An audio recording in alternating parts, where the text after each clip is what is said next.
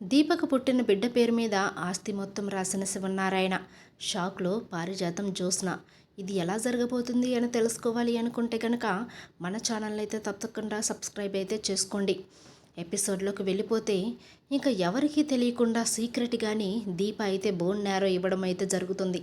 కానీ అమెరికా నుండి స్పెషల్గా వచ్చిన డాక్టర్ ద్వారా బోన్ నేరో ఇచ్చినప్పటికీ కూడా దీప కడుపులో ఉన్న బిడ్డ అయితే చనిపోకుండా క్షేమంగా ఉంటుంది.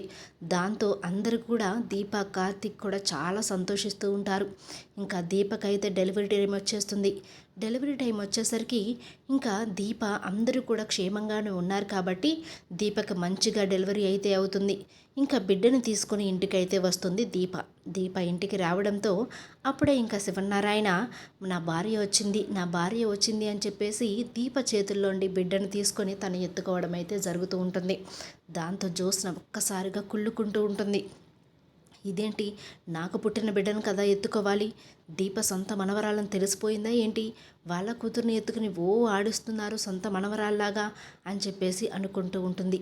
అప్పుడే ఇంకా శివనారాయణ, అరే కార్తీక్, నా భార్యకి నేనే నామకరణం చేస్తాను, గ్రాండ్గా నామకరణం అనేది మా ఇంట్లో ఏర్పాటు చేస్తున్నాను, ఇంకొక 2 రోజులు ఆగి మీరందరూ కూడా మా ఇంటికి తప్పకుండా రావాలి అని చెప్పేసి ఆహ్వానిస్తాడు.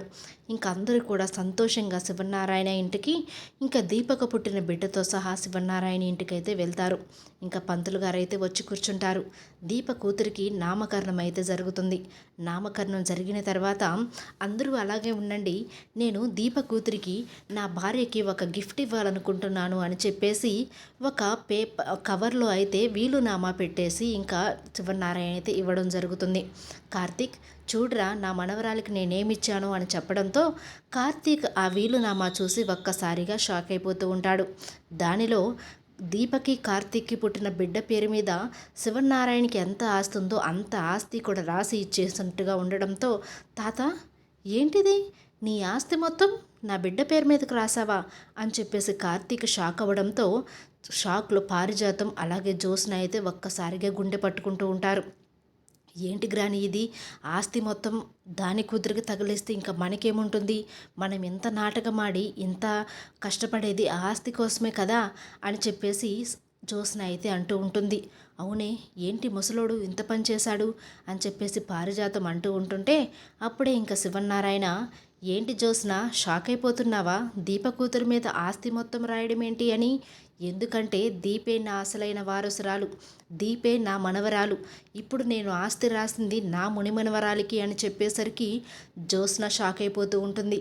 ఏం తాత, ఏం మాట్లాడుతున్నావు, దీపని మనవరాలేంటి, నేను కదా నీ సొంత మనవరాల్ని అంటూ ఉంటే ఒక్కసారిగా జ్యోత్స్న చెంప పగలగొడతాడు శివనారాయణ.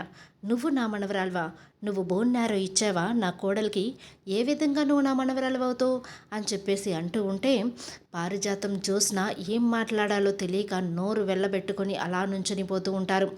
బోన్ నేరో ఇచ్చి తన కడుపులోని బిడ్డ ప్రాణాన్ని పణంగా పెట్టి బోన్ నేరో ఇచ్చి నా కోడల్ని కాపాడింది దీప.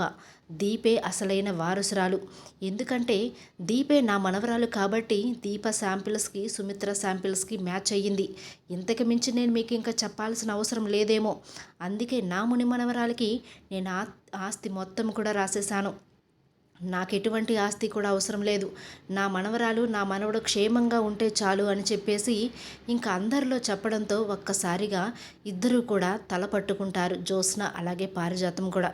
ఎంత పని చేసావు ముసలోడా, నీ మనసులో ఎంత ఉంచుకొని అందరితో కూడా ఎంత మంచిగా యాక్షన్ చేశావు, ఇప్పుడు నీ ముని మనవరాలు వచ్చేసరికి ఇంత చేస్తున్నావా, నీ పని నేను చెప్తాను అని చెప్పేసి షాక్లో పారిజాతం అయితే ఉండిపోతుంది.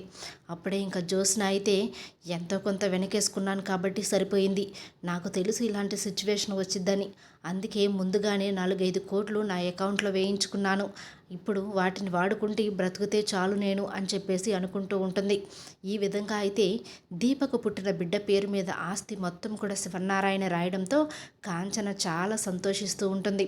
అలాగే దీప కూడా నా మనవరాలు అని చెప్పేసి శివనారాయణ తన గురించి మాట్లాడేసరికి నేను మనవరాలని నా తాత ఒప్పుకున్నాడు అని దీప అయితే చాలా సంతోషిస్తూ ఉంటుంది. ఇంకా అందరూ కూడా చాలా సంతోషంగా ఉంటారు. వీడియో నచ్చినట్లయితే లైక్ చేయండి.